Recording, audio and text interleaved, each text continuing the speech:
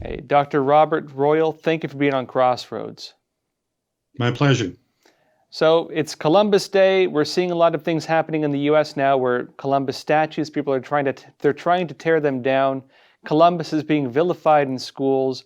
And a lot of people are basing this off a history of Columbus that I understand is different from what you've been talking about. So will you tell us how what you're saying about Columbus differs from the viewpoint a lot of people have when they're trying to destroy his history, essentially? Well, my book is not entirely a defense. I think there are some things that Columbus did that we would want to, we would want to criticize today. But the radical demonization of Columbus is just preposterous because anyone who knows the real history, or any real historian looking back at the facts, knows that.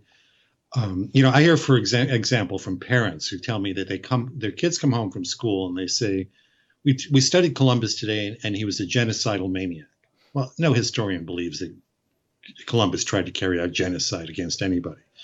Or they'll say Columbus was worse than Hitler. Hitler killed 40 million people, including 6 million Jews, and did attempt a genocide against the Jews. So these things are in the bloodstream in the schools quite a bit. And I think that owes a great deal to a number of radical Marxist tending historians, but primarily Howard Zinn. His People's History of the United States has been one of the key texts in schools for decades. That's kind of gotten into the bloodstream of the schools. When I saw those statues come down and those young people stomping on them earlier this year, I mean, I've written 2 books on Columbus, so it kind of made me sick to my stomach.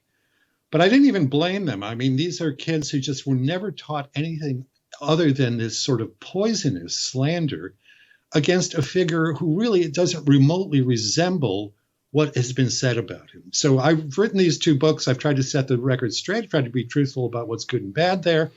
And I think we have to be vigorous in opposing what I consider, I mean, the title of my book is Columbus and the Crisis of the West. I think the crisis is this near cultural suicide that we're engaged in, whereby we take the most awful part of our past history and try to make that the center of what Western history has been, and then condemn it on the basis of this utterly unrealistic utopianism about human beings.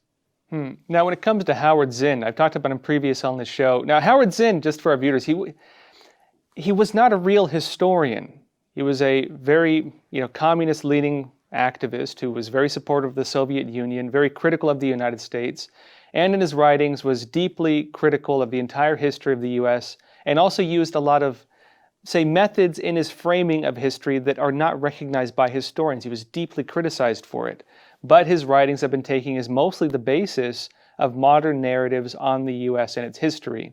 Going back to Christopher Columbus, where he would, again, as I've mentioned before, for example, start a quote from Columbus's notebooks, use an ellipsis as ... and continue the statement pages later, totally altering the context of what Columbus was talking about. And it's these narratives that are shaping the worldviews that are leading people to go on the streets, tear down statues of Columbus, and saying that his entire legacy and everything he stands for, 1, is representative of the United States, and 2, that it's evil. Now, Dr. Royal, if you were to deal with a person, say approaching one of these young people who, I mean, to be fair, they're operating within the boundaries of what they consider to be something standing up for what's right as they believe it, and standing up against something evil as they believe it, because that's what they've been taught. If one of them came up to you and says, "Oh, well, wasn't he a genocidal maniac? How could you argue otherwise? What about what happened to the Indians and so on?" What would you tell them? I'd say, well, what did happen with the Indians? Columbus was friendly with certain Taino tribes. He had troubles with others. There were other tribes in the Caribbean who were attacking actually the Tainos, and he was allied with the Tainos against them. I mean, he immediately stepped into the politics, if we want to call it that, of Native American peoples, who, by the way, were not pristine lovers of nature, the way they're often presented in I think a somewhat condescending way, actually, in our history classes these days. Columbus did not bring slavery to the New World. It already existed in the Caribbean, in the very Caribbean when he arrived there. He did not bring sexism to the New World. The Caribs, after whom the Caribbean is named, were cannibals and kidnapped all sorts of women from the Taino tribes to such a great extent that the women in the Carib villages spoke Taino among themselves because they had so many captives from another culture there. Imperialism, colonialism, etc. All these things already existed in the New World precisely because indigenous peoples are human beings. And so it's not surprising that when Columbus comes here from a very different culture, there are clashes. There are ways that he corrects certain things. Certainly later on, the Spaniards landing on the mainland of what's now, say, Mexico, were able to put an end to human sacrifice, to horrible cases of slavery and all sorts of things that existed in the New World. So what we want to do is get away from these black and white, one side good, the other side evil. All human beings are imperfect. If you actually read history, don't believe what people say later. Try to read into well-balanced historians who understand that there are going to be imperfections about everybody in the past. We're seeing the same thing now happen with Jefferson and with Washington, who were slave owners. We don't honor them for having been slave owners. That was a horrible thing. They were uneasy about that themselves. They both freed their slaves, actually, when they died. We might look at Columbus and see him being harsh toward native peoples, but he was harsh toward the Spaniards when they were misbehaving too. So read real history. Try to be truthful. Try to be fair to people in the past and not use a desire to be to overcome, say, racism or the legacies of slavery. Now, don't go back and be unjust to somebody in the past, trying to obtain justice now. Well, this is an interesting point, is the alteration of the context of history. If we understand that, again, slavery was practiced in the New World, Columbus got involved within existing, say, cultural battles that were already taking place, cannibalism, slavery, human sacrifice, these types of things he witnessed and stood with the tribes that he recognized as the more righteous of them. This type of political system, understanding how it played out and his involvement within those different conflicts, is key to understanding the nature of what might have happened. But historians who remove that context, who tear down all that context, present it in a very whitewashed, very clean kind of way, and then paint again the person they don't like in a very intentional and objective way, intentional and biased way, we should say, in order to achieve their own political narrative.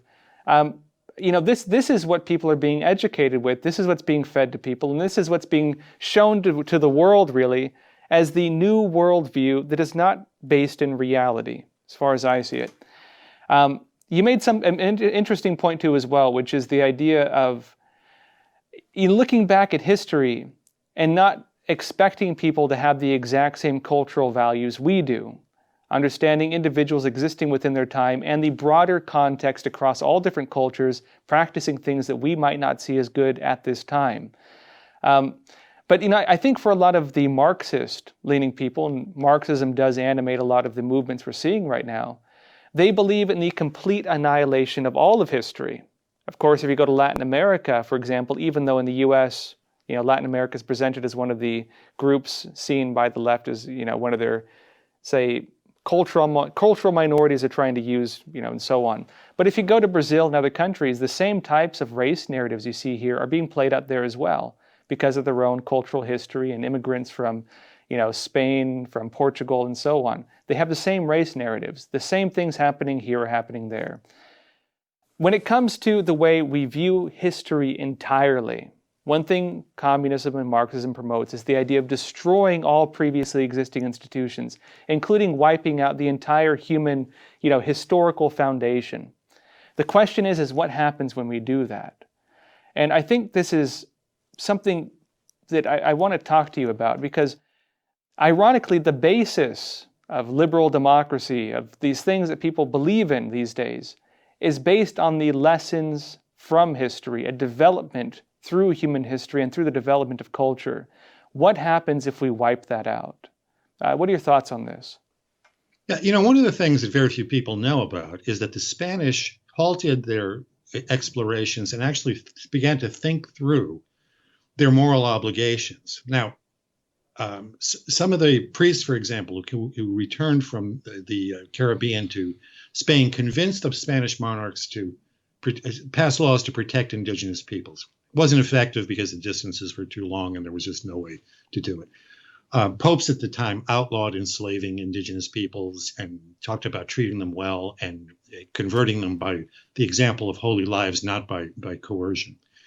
But what's happened here is we forget that. And if you read a history of the development of international law, that's where it starts. I mean, new peoples pop up, and all of a sudden, the West has to start to think about, how do we handle these new peoples that we're dealing with?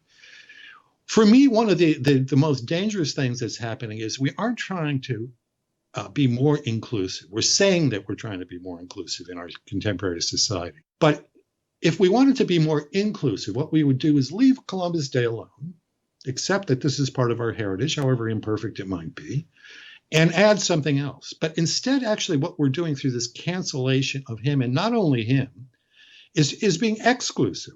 Let's just say that explicitly, because what you're doing is you're excluding one of the central features of our own culture, the way that our own melded culture of all sorts of now races and tribes and this and that actually began. And so I see this as the crisis of the West, as I say in my book title, that we're not expanding the way we used to. We fought a civil war to end slavery. We had a wonderful civil rights movement to expand the ability of people of all races in this country. We had a women's emancipation movement that brought women into our political system. What we're doing now is excluding. We're actually, these phrases that are now used, like things like white privilege and white guilt and whatnot, as if whole races are somehow invalid. This is not an American way of going about things. It's not being more inclusive, being more liberal, being focused on expanding freedoms. It's actually into canceling and excluding. And to me, that is the most dangerous thing of all. We can debate particulars about Columbus or Jefferson or Washington or whatever, but there's this spirit abroad of cancellation, and it's an odd kind of paradox that we're excluding people in the name of including. That said, folks, we're again broadcasting 5 days a week, Monday through Friday. We also do a live Q&A every Sunday at 10:30 p.m. Eastern Time. Also, if you want to support us, please consider joining us on Patreon. You can find the link to our Patreon page in the description below. If you haven't already, also, please don't forget to like and subscribe. It really helps this channel.